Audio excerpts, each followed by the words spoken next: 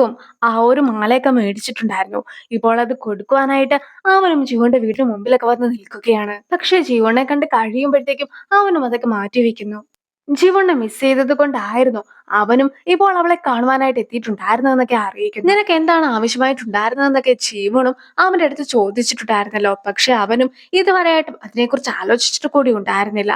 അതായത് അവൻ ജനിച്ച കാലം തൊട്ട് എന്തൊക്കെ കാര്യങ്ങളാണോ അവൻ ചെയ്യേണ്ടിയിരുന്നത് അതെല്ലാം തന്നെ മുൻകൂട്ടി പ്ലാൻ ചെയ്തിട്ടുണ്ടായിരുന്നു. ആ ഒരു വഴിക്കായിരുന്നു അവൻ പോയിട്ടുമുണ്ടായിരുന്നത്. ഇപ്പോഴും അവൻ എന്തോ ഒന്ന് ചെയ്യുവാനായിട്ടുണ്ടെങ്കിൽ പോലും അത് ചെയ്യുവാനായിട്ട് ഒരിക്കലും അവന് സാധിക്കുകയില്ല എന്നൊക്കെ പറഞ്ഞ് അവൻ നിൽക്കുന്നു. ഞാൻ ആദ്യം തിരിച്ചു വന്നപ്പോഴത്തേക്കും എന്ത് ചെയ്യണമെന്നോ എങ്ങനെ ചെയ്യണമെന്നോ എനിക്ക് ഒരു ഐഡിയയും ഉണ്ടായിരുന്നില്ല. അങ്ങനെ ഇരിക്കെ ആയിരുന്നു അവരുടെ മേത്തേക്ക് ഞാൻ ഫുഡൊക്കെ എറിഞ്ഞിട്ടുണ്ടായിരുന്നത്. പിന്നീടാണ് എനിക്ക് മൊത്തത്തിൽ ഒരു ഐഡിയ ഒക്കെ കിട്ടിയത്. അവരെ വിവാഹം കഴിപ്പിക്കണമെന്നതായിരുന്നു എന്റെ തീരുമാനമെങ്കിൽ പോലും ഏറ്റവും ഒടുവിലായിട്ട് എനിക്ക് സന്തോഷമായിട്ട് ജീവിക്കുവാൻ സാധിക്കും. അതാണ് എന്റെ ലക്ഷ്യവും. ജീവൻ അങ്ങനെയൊക്കെ പറഞ്ഞുകൊണ്ടിരിക്കുമ്പോഴത്തേക്കും ജീഹുക്കും അവളുടെ കയ്യിൽ പിടിച്ചോട്ടെ എന്ന് ചോദിക്കുകയാണ്. അങ്ങനെ അവർ പരസ്പരം കൈ കോർത്തു പിടിക്കുന്നു. സോമിന്റെ മിൻഹ്വാന്റെ വിവാഹമൊക്കെ നടക്കട്ടെ, അങ്ങനെ നീ ഹാപ്പിയും ആകട്ടെ എന്ന് അവനും പറയുന്നു. മിൻഹ്വാന്റെ അച്ഛനും അമ്മയും വഴക്കൊക്കെ കൂടിക്കൊണ്ടിരിക്കുമ്പോഴത്തേക്കും ആയിരുന്നു മിൻഹ്വാന്റെ ഫോണിലേക്ക് ഒരു മെസ്സേജ് ഒക്കെ വന്നിട്ടുണ്ടായിരുന്നത്. അതായത് സോമിൻ ഇപ്പോൾ മിൻഹ്വാനെ കാണുവാനായിട്ട് എത്തിയിരിക്കുന്നു. 10 മിനിറ്റിനുള്ളിൽ പേരൻസിനെയും കൂട്ടിക്കൊണ്ട് ചൂവനെ കാണുവാനായിട്ടൊക്കെ പോകേണ്ടതായിട്ടുണ്ടെന്ന് വിൻഹോൻ പറയുന്നുണ്ട്. ഈ ഒരു ഫാമിലി ഡിന്നർ ഒക്കെ വളരെ ഇമ്പോർട്ടന്റ് ആയിട്ടുള്ള ഒന്നാണെന്ന് പറഞ്ഞിട്ട് ഉൻഹോ തന്നെയാണ് ഓരോരോ കാര്യങ്ങളൊക്കെ ചെയ്തും വെക്കുന്നത്. അങ്ങനെ ഫാമിലി ഡിന്നറിന്റെ ഒക്കെ സമയമാകുമ്പോഴത്തേക്കും മിൻഹോനും അവിടെ എത്തുന്നു. ചിവണ് കോൾ ചെയ്ത് കഴിയുമ്പോഴത്തേക്കും അവളും എത്താറായെന്നൊക്കെ അറിയിക്കുകയാണ്. മിൻഹോന്റെ പേരൻസ് എത്തി കഴിഞ്ഞിട്ടായിരുന്നു അവിടേക്ക് ജീവൻ എത്തിയിട്ട് പോലും ഉണ്ടായിരുന്നത്. ജീവന്റെ ഡ്രസ്സിങ്ങും കാര്യങ്ങളും എല്ലാം തന്നെ വളരെ ഡിഫറന്റുമായിരുന്നു. നമ്മൾ നേരത്തെ കണ്ടുമുട്ടിയതല്ലായിരുന്നു എന്നൊക്കെ ചോദിച്ചുകൊണ്ട് ജീവനും മിൻഹോന്റെ അമ്മേനെ പരിചയപ്പെടുന്നു. എന്റെ പേരൻസ് ഒക്കെ ചെറുപ്പത്തിലെ മരിച്ചുപോയെന്നാണല്ലോ ഞാൻ കേട്ടിട്ടുണ്ടായിരുന്നത്. അതുകൊണ്ടാണോ നിനക്ക് ഡിസിപ്ലിൻ ഒന്നും ഇല്ലാതിരുന്നതെന്നൊക്കെ അമ്മ ചോദിക്കുമ്പോഴത്തേക്കും അവളാകട്ടെ എനിക്ക് 23 വയസ്സുള്ളപ്പോഴായിരുന്നു എന്റെ അച്ഛൻ മരിച്ചത്. അതുകൊണ്ട് തന്നെ എനിക്ക് ഡിസിപ്ലിൻ ഒക്കെ പറഞ്ഞു തന്നിട്ടാണ് അദ്ദേഹം പോയിട്ടുണ്ടായിരുന്നതെന്നൊക്കെ അവളും അറിയിക്കുന്നു. എന്റെ അമ്മയ്ക്ക് മറ്റൊരു അഫയർ ഒക്കെ ഉണ്ടായിരുന്നത് കൊണ്ടാണ് 14 വയസ്സുള്ള എന്നെ ഉപേക്ഷിച്ചതിന് ശേഷം അമ്മ പോയിട്ടുണ്ടായിരുന്നെന്നൊക്കെ ജീവനും പറയുന്നു. നീ എന്തുകൊണ്ടാണ് ഇങ്ങനെയൊക്കെ ഡ്രസ് ചെയ്ത് വന്നിട്ടുണ്ടായിരുന്നതെന്നൊക്കെ ജീവന്റെ അടുത്ത് മിൻഹ്വാനും ചോദിക്കുന്നു. അപ്പോഴായിരുന്നു ജീവണിന് മിൻഹ്വാൻ ഡ്രസ്സൊക്കെ മേടിച്ചു കൊടുത്തിട്ടുണ്ടെന്നുള്ള കാര്യം അമ്മ അറിയുന്നത്. ജീവണും ആ ഒരു സാധനങ്ങളൊന്നും തന്നെ എടുത്തിട്ടില്ലെങ്കിലും ബാഗൊക്കെ കൊണ്ടുവന്നിട്ടുണ്ടായിരുന്നു എന്ന് പറഞ്ഞ് വില കൂടി അവളുടെ ബാഗൊക്കെ എടുത്ത് അമ്മേനെ കാണിച്ചു കൊടുക്കുന്നു. മാത്രമല്ല ഇന്ന് ഇട്ടോണ്ട് വരുവാനായിട്ട് അവൻ എനിക്ക് ഒരുപാട് ഡ്രസ്സും കാര്യങ്ങളും മേടിച്ചു തന്നിട്ടുണ്ടായിരുന്നു എന്നൊക്കെ അമ്മയുടെ മുമ്പിൽ വെച്ച് തന്നെ പറയുന്നുണ്ട്. അവൻ ആദ്യമായിട്ട് ശമ്പളം കിട്ടിയപ്പോൾ മാത്രമായിരുന്നു അമ്മയ്ക്ക് എന്തെങ്കിലും അവൻ മേടിച്ചു കൊടുത്തിട്ടുണ്ടായിരുന്നത്. പക്ഷേ ജീവണിന് വേണ്ടി ഒരുപാട് സാധനങ്ങളൊക്കെ മേടിച്ചു കൊടുത്തത് കൊണ്ട് തന്നെ അമ്മയ്ക്കും കുറച്ചൊക്കെ അസൂയായിട്ടാണ് ഇരിക്കുന്നത്. ജീഹോക്ക് ഇവിടെ ഇല്ലെങ്കിൽ പോലും ജീഹോക്കിന്റെ പൂച്ചയ്ക്ക് ആവശ്യമായിട്ടുള്ള എല്ലാ കെയറും കൊടുക്കുവാനുള്ള ഒരു പേപ്പറൊക്കെ സൈൻ ചെയ്യിക്കുകയാണ് ഇപ്പോൾ അവനും. നമുക്ക് എന്താകും സംഭവിക്കുക എന്നൊക്കെ നമുക്ക് പറയുവാനായിട്ട് സാധിക്കുകയില്ലല്ലോ എന്നായിരുന്നു അതൊക്കെ സൈൻ ചെയ്യുവാൻ നേരത്തെ ജീഹോക്ക് പറഞ്ഞിട്ടുണ്ടായിരുന്നത്. ഇനി മറ്റൊരു സഹായം കൂടി ലീല അടുത്തതൊന്നും ജീഹോക്കിന് ആവശ്യമായിട്ടുമുണ്ട്. ജീവണിനെ അമ്മയ്ക്ക് ഒട്ടും തന്നെ ഇഷ്ടപ്പെട്ടില്ല എന്നൊക്കെ തുറന്നു പറയുകയാണ്. ഇതുവരെ അവൾ ചെയ്ത കാര്യങ്ങളൊന്നും തന്നെ ശരിയല്ലെങ്കിൽ പോലും അവളെ ഡിസിപ്ലിനൊക്കെ പഠിപ്പിച്ചു കൊടുക്കുവാനായിട്ട് അമ്മ തയ്യാറാണെന്ന് പറയുന്നു.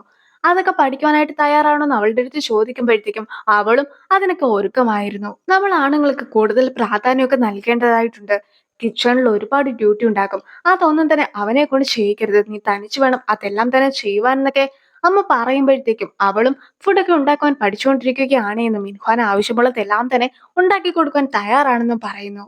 ഒരു 3 4 കുട്ടികളൊക്കെ ആകാമെന്നൊക്കെ അമ്മ പറയുമ്പോഴത്തേക്കും ജീവണും അതിനൊക്കെ ഒരുക്കമായിരുന്നു. അവൾക്ക് കുട്ടികളൊക്കെ ഉണ്ടാകുമെന്ന ഒരു ചെക്കപ്പ് കൂടി ചെയ്യേണ്ടതായിട്ടുണ്ടെന്നൊക്കെ അമ്മയും പറഞ്ഞു കൊടുക്കുകയാണ്. അമ്മ പറയുന്ന കാര്യങ്ങളൊക്കെ ചെയ്യുവാനായിട്ട് ഞാൻ തയ്യാറാണ്. വീട്ടിലെ കാര്യങ്ങൾ നോക്കി മിൻഹ്വാന്റെ കാര്യം നോക്കി കുട്ടികളുടെ കാര്യം നോക്കിയൊക്കെ ഇരുന്ന് കഴിയുമ്പോഴത്തേക്കും ഒരു ദിവസം പോകും. അതുകൊണ്ട് തന്നെ ഞാൻ പിന്നീട് വർക്കിന് പോകുകയില്ല എന്ന് അവൾ അറിയിക്കുന്നു. അമ്മയും അവളെ വളർത്തി വലുതാക്കിയതിന്റെ തെറ്റാണെന്നൊക്കെ പറഞ്ഞിട്ട് അവളുടെ അച്ഛനെ ഓരോന്നൊക്കെ പറയുകയാണ്. അത് കേൾക്കുമ്പോഴത്തേക്കും ജീവണ്ണും ആകെ ദേഷ്യമാകുന്നു.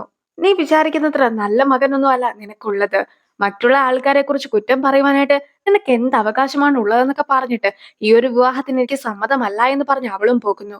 ജീവൺ നടന്നു വരുന്നത് കാണുന്ന ഉൻഹോയും അവളെ നോക്കി നിൽക്കുന്നു. അപ്പോഴേക്കും ജീവന്റെ അടുത്തേക്കൊക്കെ മിൻഹ്വാനും എത്തിയിട്ടുണ്ടായിരുന്നു. ഞാൻ വിവാഹമൊക്കെ വേണ്ടെന്ന് പറഞ്ഞതല്ലേ, ഇനി ഒരിക്കലും എനിക്ക് നിന്നെ കാണുവാനായിട്ട് താല്പര്യമില്ല എന്നൊക്കെ ജീവൻ പറയുമ്പോഴത്തേക്കും മിൻഹ്വാനും അവളുടെ ദേഹത്തൊക്കെ തൊടുകയാണ്. അപ്പോഴേക്കും അവളെ ജിഹുക്ക് പഠിപ്പിച്ചിട്ടുണ്ടായിരുന്ന കാര്യങ്ങൾ അതേപടി അവളും ചെയ്യുകയാണ്. അതായത് അവനെ അവിടെ നിന്നും നിലത്തേക്ക് വലിച്ചെറിയുന്നു. അത് കാണുന്ന മിൻഹ്വാന്റെ പേരൻസും ഉൻഹോയും അതിശയിക്കുന്നു. ആ ഒരു സീനോട് കൂടിയാണ് ഈ ഒരു എപ്പിസോഡ് അവസാനിക്കുന്നത്. വീട്ടിലെത്തുന്ന മിൻഹുവാന്റെ പേരൻസ് ചിവുണിനെ പോലെയുള്ള ഒരു സ്ത്രീനെ കൂട്ടിക്കൊണ്ട് വന്നതില് മിൻഹുവാന്റെ അടുത്ത് ഒരുപാട് ദേഷ്യപ്പെടുന്നു.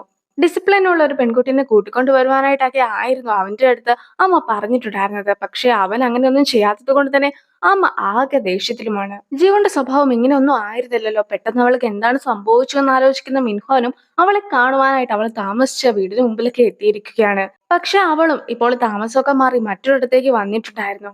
വീട്ടിലെ ആദ്യത്തെ ദിവസമൊക്കെ ആയതുകൊണ്ട് തന്നെ ചിഹുക്കും ഹൈയോണും കുറെ സാധനങ്ങളൊക്കെ ആയിട്ട് ചിവുണിനെ കാണുവാനായിട്ട് എത്തിയിരിക്കുന്നു. ചിവുന്റെ ഡ്രസ്സൊക്കെ കാണുമ്പോഴത്തേക്കും ഇത് എന്തൊരു കോലമാണെന്ന് ഹിയോൺ ചോദിക്കുമ്പോഴത്തേക്കും ചിവുണും തനിക്കൊരു കാര്യമൊക്കെ ചെയ്തു തീർക്കുവാനായിട്ടുണ്ടായിരുന്നുവെന്നും അതുകൊണ്ടാണ് ഈ ഒരു ഡ്രസ്സ് ഇട്ടതെന്നും ഹയോന്റെ അടുത്തും പറയുകയാണ്. പോയ കാര്യം ശരിയായെന്നും കൂടി അറിയിക്കുന്നു. പുതിയ വീട് ആയതുകൊണ്ട് തന്നെ ഡിറ്റർജൻസും ടിഷ്യൂസും ഒക്കെ മേടിച്ചോണ്ട് വരുവാനായിട്ട് ഹയൂൺ ചിഹുക്കിനോട് പറഞ്ഞിട്ടുണ്ടായിരുന്നു. അവനും ഒരുപാട് എണ്ണമൊക്കെ മേടിച്ചോണ്ട് വരികയാണ്. പിന്നെ ഫ്ലവേഴ്സ് ആകട്ടെ ഹയൂൺ പറയാതെ ചീഹുക്ക് സ്വന്തം ഇഷ്ടപ്രകാരം മേടിച്ചവയായിരുന്നു. ജീവൻ താമസിച്ചിട്ടുണ്ടായിരുന്ന വീട്ടിൽ നിന്ന് മാറിക്കഴിഞ്ഞപ്പോഴത്തേക്കും അവിടെ പുതിയ വാടകക്കാരൊക്കെ എത്തിയിരിക്കുകയാണ്. അതാകട്ടെ ഒരു മസിൽമാനൊക്കെ ആയിരുന്നു. അയാളെ കാണുമ്പോൾ തന്നെ നീ ജീവന്റെ സഹോദരനാണോ എന്നൊക്കെ മിൻഹ്വാൻ ചോദിക്കുന്നു. പക്ഷെ അപ്പോഴായിരുന്നു അവളും താമസം മാറി പോയെന്ന കാര്യമൊക്കെ മിൻഹ്വാൻ അറിയുന്നത്. ജീവൻ ഇപ്പോൾ താമസിക്കുന്ന ആ ഒരു ബിൽഡിംഗ് ആകട്ടെ ചീഹുക്കിന്റെ ഉടമസ്ഥതയിലുള്ളതാണ്. അതുകൊണ്ട് തന്നെ അവൾ വാടകയൊക്കെ കൊടുക്കുന്നതും ചീഹുക്കിന്റെ കയ്യിലാണ്. ജീഹുക്ക് അവന്റെ അക്കൗണ്ട് ഒന്നും ചെക്ക് ചെയ്യാറില്ല. അതുകൊണ്ട് തന്നെ നീ വാടക കൊടുത്തില്ലെങ്കിലും വലിയ കുഴപ്പമൊന്നുമില്ല. കുറച്ചു കാലം കഴിയുമ്പോഴത്തേക്കും ഈ ഒരു ബിൽഡിംഗ് ഒക്കെ എന്റേതും കൂടെ ആയി തീരുന്നതായിരിക്കുമെന്നൊക്കെ ഹയോണും അവളുടെ അടുത്ത് പറഞ്ഞൊക്കെ കൊടുക്കുന്നു. ജീവണും ജീഹുക്കും കൂടി ഒന്നിച്ചു ചേർന്നിട്ട് സാധനങ്ങളൊക്കെ അടുക്കി പെറുക്കി വെക്കുന്നത് ഹയോണും ശ്രദ്ധിക്കുകയാണ്. അവരുടെ ബോണ്ടിങ്ങിൽ എന്തോ ഒരു വ്യത്യാസമുണ്ടെന്നുള്ള കാര്യം അവൾക്ക് അപ്പോൾ തന്നെ മനസ്സിലാകുന്നുമുണ്ട്. ബിസിനസിന്റെ പേരിലായിരുന്നല്ലോ യൂറയുമായിട്ടുള്ള വിവാഹമൊക്കെ വേണമെന്ന് മുത്തശ്ശൻ പറഞ്ഞിട്ടുണ്ടായിരുന്നത്. അങ്ങനെ ഒരു വിവാഹത്തെ കുറിച്ച് ഹയോണും സങ്കല്പിക്കാൻ പോലും സാധിക്കുകയില്ല. പക്ഷെ ആ ഒരു വിവാഹമൊക്കെ വേണ്ടെന്ന് അവൾ വെച്ചിട്ടുണ്ടായിരുന്നല്ലോ. അതിന് പിന്നിൽ മറ്റെന്തെങ്കിലും കാരണം ഉണ്ടോ എന്നാണ് ഹയോൺ ഇപ്പോൾ ചോദിക്കുന്നത്. അത് മറ്റൊന്നും കൊണ്ടുമല്ല, ചീവണും ചിഹുക്കും കൂടി ഒന്നിച്ചുണ്ടായിരുന്ന ആ ഒരു ദൃശ്യങ്ങളൊക്കെ കണ്ടത് കൊണ്ട് തന്നെ അവരുടെ അടുത്ത് ഒരു സംശയമൊക്കെ ഹൈഹുണിനും തോന്നി തുടങ്ങിയിരിക്കുന്നു. പക്ഷേ ചീഹുക്കും ഞങ്ങൾ തമ്മിൽ അങ്ങനെ യാതൊരു വിധത്തിലുള്ള ബന്ധവും ഇല്ല എന്നൊക്കെ തർപ്പിച്ച് പറയുന്നുമുണ്ട്. ഓഫീസിലെത്തുന്ന മിൻഹ്വാൻ ആകെ ദേഷ്യത്തിലാണുള്ളത്. ചിവുണിനെ കാണുമ്പോഴത്തേക്കും ദേഷ്യപ്പെട്ട് ചിവുന്റെ അടുത്തേക്ക് അവൻ ചെല്ലുകയും ചിവുന്റെ കയ്യിൽ നിന്നും രണ്ടു മൂന്ന് അടികളൊക്കെ നേരത്തെ മേടിക്കുകയും ചെയ്യുകയാണ്. പിന്നീട് തിരിച്ച് ചിവുണിനെ തല്ലുവാനായിട്ട് മിൻഹ്വാൻ തുടങ്ങുമ്പോഴത്തേക്കും ചീഹുക്കും അവന്റെ കയ്യിലൊക്കെ പിടിച്ച് അവനെ തടയുന്നു. എന്താണ് സംഭവം എന്ന് മിൻഹ്വാൻ അറിയുകയില്ലാത്തത് കൊണ്ട് തന്നെ ചിവുണും എല്ലാവരുടെ മുമ്പിൽ വെച്ച് ആ ഒരു കാര്യങ്ങളൊക്കെ തന്നെ തുറന്നു പറയുകയാണ്. മിൻഹ്വാൻ ഒരു ചതിയനാണെന്നും മിൻഹ്വാന്റെ കാറിൽ നിന്നും കിട്ടിയതാണെന്നും പറഞ്ഞിട്ട് ഒരു പാന്റീസ് ഒക്കെ അവള് അവരുടെ മുമ്പിൽ വെച്ച് എടുത്ത് കാണിക്കുന്നു.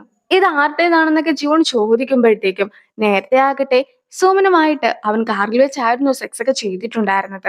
ആ ഒരു കാരണം കൊണ്ട് തന്നെ അത് സോമിന്റേതായിരിക്കുമെന്ന് അവൻ സംശയിക്കുകയാണ്. നീ എന്തിനാണ് എന്റെ കാറിൽ പോയി ചെക്ക് ചെയ്തിട്ടുണ്ടായിരുന്നതെന്നാണ് മിൻഹ്വാൻ അടുത്തതായിട്ട് ചോദിക്കുന്നത്. അത് കേൾക്കുമ്പോൾ തന്നെ മിൻഹ്വാൻ ഒരു ചതിയനാണെന്നുള്ള കാര്യം കമ്പനിയിലുള്ള എല്ലാവരും മനസ്സിലാക്കുന്നു. ജീവണു കയ്യിലുണ്ടായിരുന്ന റിംഗ് ഒക്കെ വലിച്ചെറിയുന്നുണ്ട്. ഓഫീസിലുള്ള സ്റ്റാഫ്സ് എല്ലാവരും തന്നെ മിൻഹ്വാൻ ചതിച്ചതിനെ കുറിച്ചാണ് ഡിസ്കസ് ചെയ്യുന്നത്. അതുമായി ബന്ധപ്പെട്ട മെസ്സേജസും ഇമെയിൽസും എല്ലാം തന്നെ സ്റ്റാഫ്സ് പരസ്പരം അയക്കുകയും ചെയ്യുന്നു. സസ്പെൻഷൻ കിട്ടിയ മാനേജറും ഇപ്പോൾ തിരിച്ചെത്തിയിരിക്കുകയാണ്. അയാളും വലിയ ഷോ ഒക്കെ കാണിക്കുവാനായിട്ട് എല്ലാവരുടെ മുമ്പിലായിട്ട് വരുന്നുണ്ടെങ്കിലും അതിലും വലിയ ഹോട്ട് ന്യൂസ് ഒക്കെ ഇപ്പോൾ നടക്കുന്നത് കൊണ്ട് അവരും അയാളെ മൈൻഡ് ചെയ്യാതെ അതിനെക്കുറിച്ചൊക്കെ ഡിസ്കസ് ചെയ്യുന്നു. ഞാൻ ജീവനെ ചതിച്ചു എന്ന കാര്യമൊക്കെ അവൾ മനസ്സിലാക്കിയത് കൊണ്ടായിരിക്കാം ഫാമിലി ഡിന്നറിന് അവൾ വന്നതിന് ശേഷം അത്രയ്ക്ക് പ്രശ്നമൊക്കെ ഉണ്ടാക്കിയതെന്ന് മിൻഹ്വാനും ഓർക്കുകയാണ്. മിൻഹ്വാനും നീ എന്തിനാണ് അത് കാറിലേക്ക് ഉപേക്ഷിച്ചു പോയതെന്ന് ചോദിച്ചുകൊണ്ട് സുമിയ വഴക്ക് പറയുമ്പോഴത്തേക്കും സോമിനും അത് എന്റേതല്ല എന്നൊരു മറുപടിയൊക്കെ മിൻഹ്വാന്റെ അടുത്തും കൊടുക്കുന്നു. ശരിക്കും ജീവൻ മിൻഹ്വാന്റെ കാറിലൊന്നും സെർച്ച് ചെയ്തിട്ടുണ്ടായിരുന്നില്ല. മറിച്ച് മിൻഹ്വാനെ നാണം കെടുത്തുവാനായിട്ട് മനഃപൂർവ്വം ചെയ്ത ഒരു കാര്യം മാത്രമായിരുന്നു ഇത്. ഓൺഹോയും അവൾക്കിപ്പോൾ എങ്ങനെയുണ്ടെന്ന് അറിയുവാനായിട്ട് അവളെ കോൾ ചെയ്ത് നോക്കുകയാണ്. ഇന്നലെ ഫാമിലി ഡിന്നർ ഉണ്ടായിരുന്നു എന്നൊക്കെ ഹയുണ്ടെയും ജോറാന്റെ മുമ്പിൽ വെച്ച് പറഞ്ഞു കഴിയുമ്പോഴത്തേക്കും ഇന്നലെ നീ അതിനുവേണ്ടിയായിരുന്നു അങ്ങനെയൊക്കെ ഡ്രസ് ചെയ്ത് പോയിട്ടുണ്ടായിരുന്നെന്ന് ഹയോണും അവളുടെ അടുത്ത് ചോദിക്കുന്നു. ആ ഒരു സ്ത്രീ ആരാണെന്ന് നിനക്ക് അറിയാമോ എന്ന് ജോറാനും ജീവന്റെ അടുത്ത് ചോദിക്കുകയാണ്. ജീവൻ എന്റെ കാറൊന്നും ചെക്ക് ചെയ്തില്ലല്ലോ, പിന്നെ അവൾക്ക് അത് എവിടെ നിന്നുമാണ് കിട്ടിയത്? അവൾ എന്തോ ഒരു ചതിയൊക്കെ ഇതിനുള്ളിൽ ചെയ്തിട്ടുണ്ടെന്ന് പറഞ്ഞ് ആകെ ദേഷ്യപ്പെട്ട് മിൻഹ്വാൻ നിൽക്കുമ്പോഴത്തേക്കും നീ ചതിച്ചു എന്ന കാര്യം ഇവിടെയുള്ള എല്ലാവർക്കും മനസ്സിലായി കഴിഞ്ഞിരിക്കുന്നു. അതുകൊണ്ട് തന്നെ നീ എന്തൊക്കെ ചെയ്താലും ഇപ്പോഴുള്ള ഇമേജിൽ നിന്ന് മറ്റൊരു മാറ്റം വരുന്നതായിരിക്കുകയില്ല എന്ന് സോമിനും അറിയിക്കുന്നു. നമ്മൾ പ്രണയത്തിലായിരുന്നില്ലേ, അതുകൊണ്ട് ഇങ്ങനെ നടന്നു. ആളുകളുടെ സ്വഭാവം മാറിക്കൊണ്ടിരിക്കുമല്ലോ. ഇനി അതൊന്നും പറഞ്ഞിട്ട് ഒരു കാര്യമില്ല.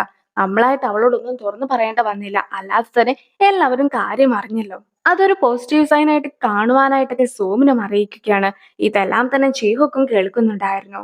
ജീവനെ കാണുമ്പോഴത്തേക്കും ജീവനെ കളിയാക്കിക്കൊണ്ടൊക്കെ മാനേജർ സംസാരിക്കുന്നുണ്ട്. ജീവൻ അതൊന്നും മൈൻഡ് ചെയ്യാതെ പോകുമ്പോഴത്തേക്കും വെറുതെ അല്ല നിന്നെ എല്ലാവരും ചതിച്ചിട്ടൊക്കെ പോകുന്നത്. നിന്റെ സ്വഭാവം ഇങ്ങനെയല്ല എന്നൊക്കെ ചോദിച്ചുകൊണ്ട് മാനേജർ വീണ്ടും അവളോട് ദേഷ്യപ്പെടുന്നു. എത്രയോ പേര് ഡിവോഴ്സ് ചെയ്തതിനു ശേഷം വീണ്ടും വിവാഹം കഴിക്കുന്നു. അതുകൊണ്ട് തന്നെ ഇത് വലിയ കാര്യമൊന്നുമല്ല എന്നൊക്കെ സുമിൻ പറയുമ്പോഴത്തേക്കും നീ ഒരു വിവാഹത്തിന് പറ്റിയ മെറ്റീരിയൽ ഒന്നും അല്ല എന്നാണ് സോമിന്റെ അടുത്ത് അവൻ പറയുന്നത്. ജീവനാകട്ടെ വലിയ യൂണിവേഴ്സിറ്റിയിലൊക്കെ പഠിച്ചതാണ്. നീ അങ്ങനെ ഒന്നും അല്ലല്ലോ. ജീവൻ കിട്ടുന്ന പണം എല്ലാം തന്നെ സൂക്ഷിച്ചു വെക്കും. നീയാകട്ടെ അതെല്ലാം തന്നെ ചിലവാക്കും. നീ സുന്ദരി ആണെങ്കിലും അതിനേക്കാളും നല്ലതായിട്ട് പറയുവാൻ മറ്റൊന്നും തന്നെ മിച്ചമില്ല. പിന്നെ നമ്മളിപ്പോൾ 20കളിലല്ലല്ലോ ജീവിക്കുന്നത്, 30കളിലല്ലേ. അങ്ങനെ ഇരിക്കെ വിവാഹമൊന്നും കഴിക്കുവാനായിട്ട് പറ്റിയ ഒരാളല്ല നീ എന്നായിരുന്നു മിൻഹാനും സൂമിനോട് പറയുന്നത്. അത് കേൾക്കുമ്പോഴത്തേക്കും സുമിൻ ആകെ തകർന്നു പോകുകയാണ്. പക്ഷെ സുമിൻ തകർന്നതിനേക്കാളും കൂടുതലായിട്ട് മാനേജർക്കും ആയിരുന്നു തകർന്നിട്ടുണ്ടായിരുന്നത്. നിനക്ക് എങ്ങനെയാണ് എന്റെ സുമിനെ ചതിക്കുവാനായിട്ട് തോന്നിയതെന്ന് ചോദിച്ചുകൊണ്ട് മാനേജറും വിഷമം കാരണം മിൻഹാനെ തല്ലുവാനായിട്ടൊക്കെ ശ്രമിക്കുന്നു. പക്ഷെ ആ ഒരു തല്ലുകളെല്ലാം തന്നെ പരാജയപ്പെട്ടു പോകുന്നുണ്ടെങ്കിലും വലിയൊരു വഴക്കൊക്കെ അവിടെ നടക്കുന്നത് കൊണ്ട് തന്നെ അവിടെ ഉണ്ടായിരുന്ന ആളുകളെല്ലാം തന്നെ കൂട്ടം കൂടിയൊക്കെ നിൽക്കുകയാണ്. അതുകൊണ്ട് തന്നെ ജീവന്റെ ബെസ്റ്റ് ഫ്രണ്ട് ആയിട്ടുള്ള സോമിനാണ് ജീവനെ ചതിച്ചതെന്ന സത്യം എല്ലാവരും മനസ്സിലാക്കിയിരിക്കുകയാണ്. സോമനും മിനുഹാനുമാണ് റിലേഷൻഷിപ്പിൽ എന്ന് എല്ലാവരും അറിയുന്നു. ആ ഒരു സീനോട് കൂടി ഈ ഒരു വീഡിയോ അവസാനിപ്പിക്കുകയാണ്. അടുത്തൊരു വീഡിയോ ആയിട്ട് വേഗം കാണാം. ബൈ.